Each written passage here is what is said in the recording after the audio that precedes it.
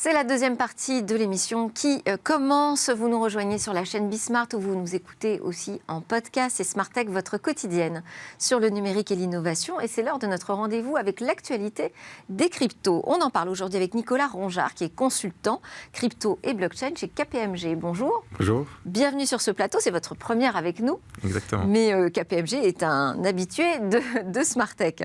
Alors, première actualité qu'on va commenter ensemble, c'est faire un point sur la régulation des NFT.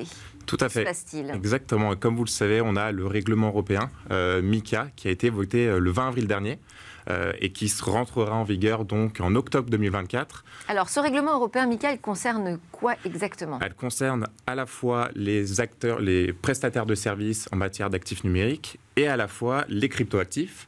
Donc on a la chance d'avoir, si je puis dire, une certaine classification en matière des cryptoactifs. Donc on a par exemple les fameux stablecoins, on a les autres cryptoactifs comme l'Ether, le Bitcoin, qui ont leur propre structuration juridique.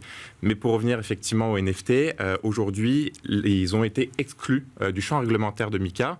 Et c'est le cas aussi d'ailleurs en France. Aujourd'hui, on n'a pas de structuration juridique en matière de NFT.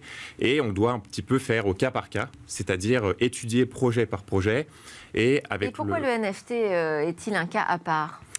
Comme vous le savez, ce qui caractérise le NFT, c'est finalement l'authenticité, le caractère unique de cet actif numérique, contrairement à un Bitcoin ou un Ether où on peut se les échanger de manière... un Bitcoin sera toujours égal à un Bitcoin, alors qu'un NFT a cette propriété, ce caractère unique.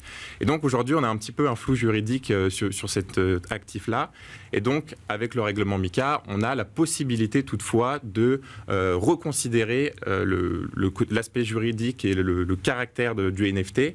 Et donc, en fonction du projet, voilà, si on a 10 000 NFT qui ont tous les mêmes propriétés, on perd justement cette dimension d'unicité. Et donc, on a potentiellement une requalification juridique possible. Et donc, on passerait finalement sous le régime de MiCA. Donc aujourd'hui, on n'a pas de régime spécifique propre au NFT, mais aujourd'hui, on en parle déjà. On aura très certainement un cadre spécifique pour cet actif-là.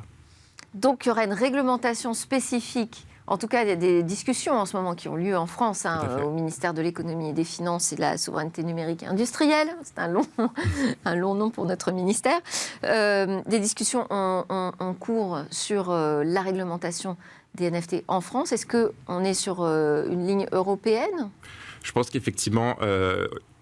lorsque MiCA sera effectif, on aura plus de visibilité. Ouais. Et, même l'AMF en parle déjà aujourd'hui.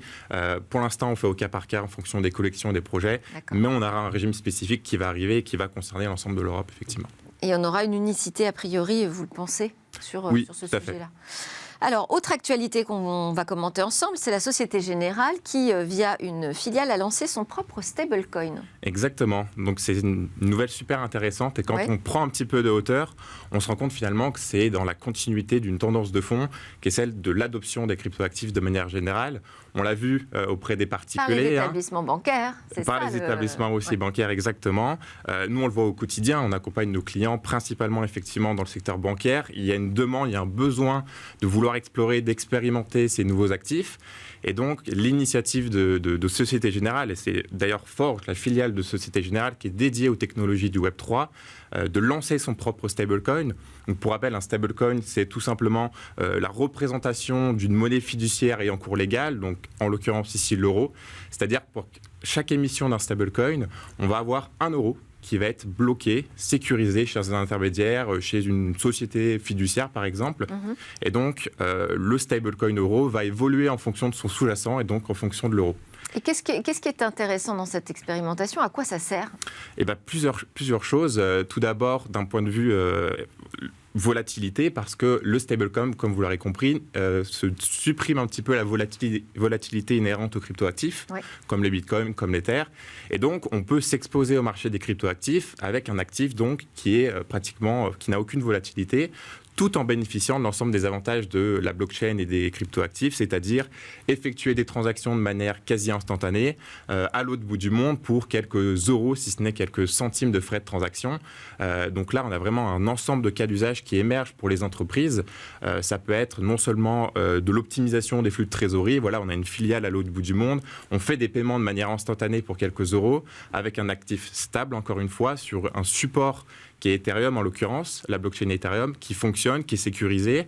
Et puis, on a aussi, par exemple, la possibilité de réaliser des transactions directement sur la blockchain. On parle beaucoup en ce moment, surtout dans le secteur bancaire, des obligations, des actions tokenisées. Il y a un énorme appétit de ce côté-là de la part des acteurs institutionnels. Et donc, le stablecoin euro, par exemple, de Société Générale Forge, pourrait être utilisé comme moyen de règlement, par exemple. Allez, en dernière actualité ensemble, la start-up française DFNS qui propose des solutions de conservation des actifs numériques à destination des entreprises. Exactement, c'est une start-up française, donc Defense, qui a été fondée en 2020, qui a levé même plus de 14 millions de dollars en 2022 et qui propose des solutions à destination des entreprises en matière de portefeuille d'autoconservation des cryptoactifs. Donc ce qu'il faut bien comprendre aujourd'hui, c'est que si on souhaite s'exposer au marché des cryptoactifs, on a deux moyens de les conserver. Soit passer par une plateforme centralisée, on peut citer Binance, Coinbase, Kraken.